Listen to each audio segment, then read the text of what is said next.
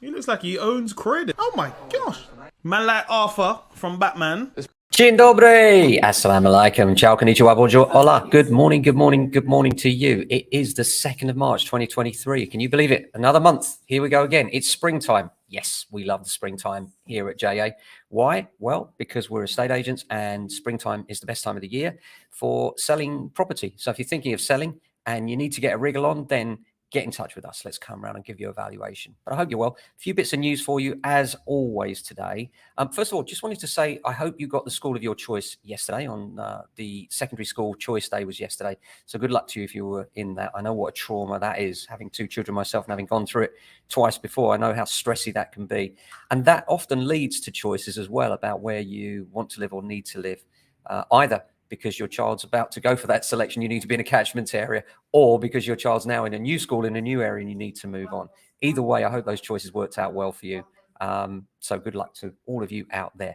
Apart from that, here in Norbury, Southwest 16, it is chilly. It's kind of bright, a little bit grey, but chilly. Really frustrating this, because you feel like it's springtime, it's March, we should start to see sunshine, but we're not. Very frustrating, but there we are. I reckon we've got a cold weekend ahead. So hopefully it will start to brighten up after that. A few notes for you. The first thing is that we have the Local Government Association, which is 331 of 333 councils, saying that Section 21 should be banned. Now, this is already going through Parliament, and you probably know a little bit about it, but we've got the Renters Reform Act coming. It's going to be a long while before it comes through, but there's no doubt they're going to ban Section 21. But to be honest, really, it doesn't change anything, because they're going to remove Section 21, the no fault eviction. And the reality is no landlord evicts for no reason. They use that notice because it's a mandatory ground. And if you try and evict a tenant on a discretionary ground, you're probably making a mistake, because the judge will probably award in the tenant's favour because they don't want to make anyone homeless, and that's understandable. So discretionary grounds are really not good, and mandatory grounds are necessary. And they're replacing Section 21 with a number of other grounds anyway, which are also mandatory. So it's all a bit of a storm in a teacup, really. But I think personally, politicians are looking to point the finger as to why we have such a huge problem in the rental market, why it's so dysfunctional.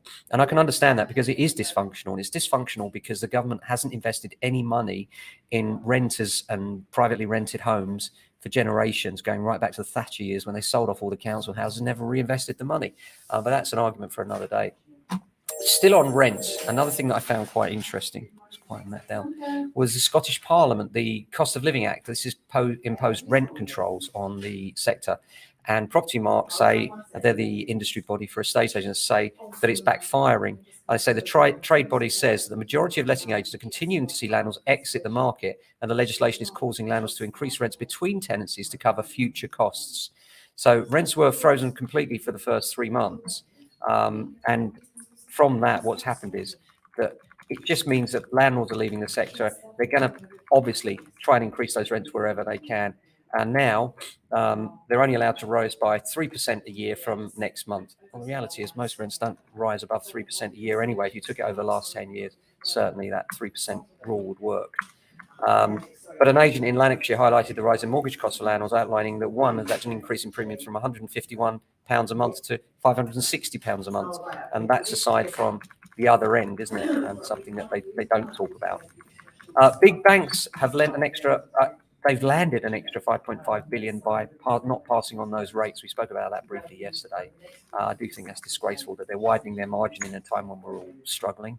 And hence the Southeast is selling a lot of property. Other things, this is an interesting one for me. The government suggests that the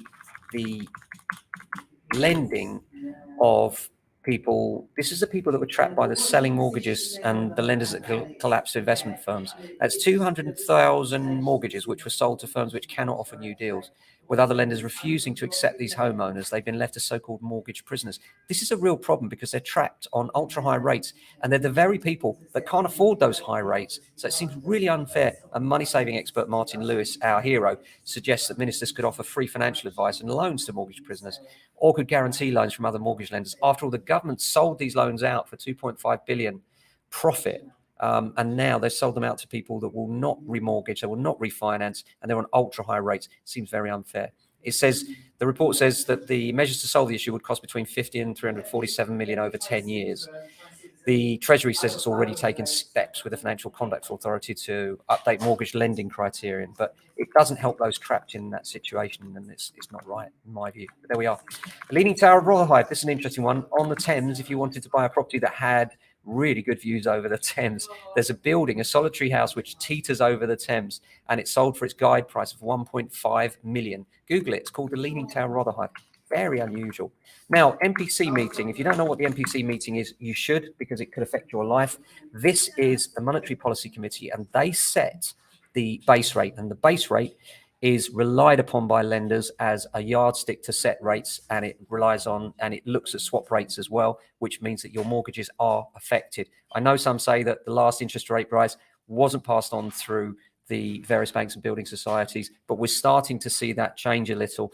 And if interest rates were to go up again, there's no question that many lenders would take that opportunity to raise their rates. We've already seen a widening of the gap between the base rate and the rate that banks and building societies are lending at. They're widening that gap to make bigger profits. It's disgraceful in this market. They're allowed to do that, but they are. And the next meeting of the MPC is on the 21st of March.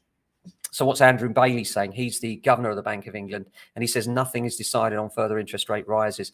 I had a suspicion, I said this a couple of months ago, that the rate rise we've just had could be the last one. I hope I'm right. He says interest rates may need to increase again in an effort to ease the cost of living. He says higher rates may be appropriate. I would caution against suggesting that we were either done with increasing the rate or would inevitably need to do more, Mr. Bailey said, adding some further increase may turn out to be appropriate, but nothing is decided. Pointing to the balancing act he faces, he told an event hosted by a PR firm, if we do too little now, we'll only have to do more later on. The other thing I noticed, this was quite an interesting one, rent-to-rent companies. There was a landmark ruling by the Supreme Court, and this is quite important. There are lots of people, landlords, listen up here, really important. There are lots of companies that will claim to be corporate entities that will rent your property for you, when in reality, they're nothing more than small companies that are set up to make a large profit from you by taking your property from you at a fixed rate and then letting it out on an HMO basis, often without HMO licensing in place. And what's happened is one of those rent-to-rent companies has been caught out. And then the question was, who is liable? Is it the landlord that signed up with a rent-to-rent company, or is it the rent-to-rent company? Well, the rent-to-rent company, of course, disclaimed and said, of course, it's down to the landlord, although they put in the multiple tenants. And the landlord actually lost the initial case. It then went to the Supreme Court, and I'm pleased to say that justice was done in that ruling was overturned, and it was found that actually it was the rent-to-rent company that was responsible, not the landlord. Even so, I'd urge, for reasons that you can see right there, rent-to-rent, not a great idea. But what they say about the ruling at the NRLA is the ruling makes clear it's the responsibility of the rent-to-rent company acting as landlord to ensure that relevant legal requirements are met, since it is they who receive the tenant's rent. It's simply not right that such companies can take money from people without any responsibility for the property they are running. That's absolutely bang on right. But the truth is they do it, and they do it thinking they've got impunity. And some of them do it because it's their business and it's the only way they can run their business, even if it is illegitimate. So be very, very careful of rent-to-rent out there, folks. It's a dodgy one. I did mention a record yesterday that I think I encourage you to listen to. I found it quite tear-jerking, actually. And as guys here will tell you, I'm not usually one for such emotions. But there's a record by Bonnie Raitt called Just Like That. And it's actually about transplant. It's about a heart transplant and someone that loses their life and gives life to another. And that's, it just made me think, you know what? I do think that transplants should be mandatory unless opted out of, because when you hear stories like that, and it's beautifully written song, then it makes you realize how many people are saved. And having a friend as well that's had a transplant and wouldn't be with us today if it wasn't for the transplant system just makes you think that it should be mandatory unless opted out of, I think. Just a personal opinion, totally off topic, I know. As usual with me, I'm rambling on about other things than property. Other than that, busy day today. Lots going on. I'm just creating the podcast, producing that. We're going to have that episode out for you and live, hopefully by tomorrow midday. And apart from that, we've got lots of valuations coming up and some new instructions coming this weekend as well. So I hope you're doing well. Thanks very much for watching, as always. And if you do like the show, then please let me know you're there. It's a bit lonely out here. Give us a like and a share and a comment. Always pleased to hear from you all. Many thanks. Take care of yourselves. And if you can, your family and friends. Ciao.